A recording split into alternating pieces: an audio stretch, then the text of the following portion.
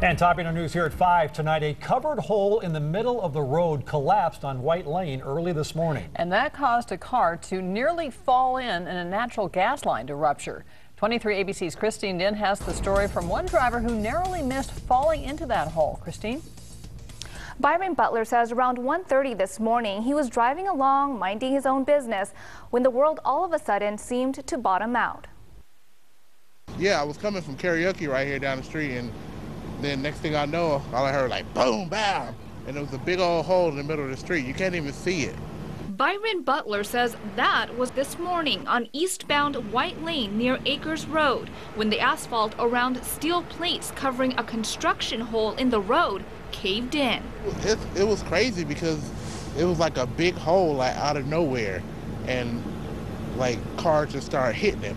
And you just hear big old loud noises from tires popping and stuff like that. Butler drove over it as it happened and missed the hole, but the driver behind him wasn't as lucky. She drove the front of her SUV right into the hole. Butler ran to her aid.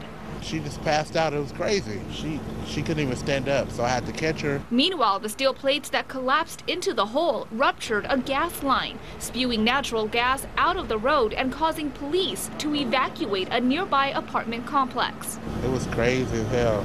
Assistant Public Works Director Brad Underwood says the hole was no more than 5 feet deep.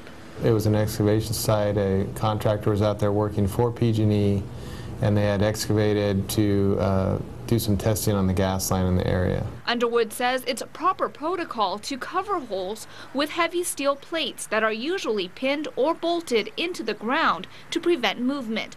What they never anticipated was a cave-in. It was just unusual for the excavation to collapse like that. So I don't think we've seen it in like 25 years. While it's shocking to road officials, it's upsetting to Butler. And I'm upset because I just bought new tires and now my car is out of commission.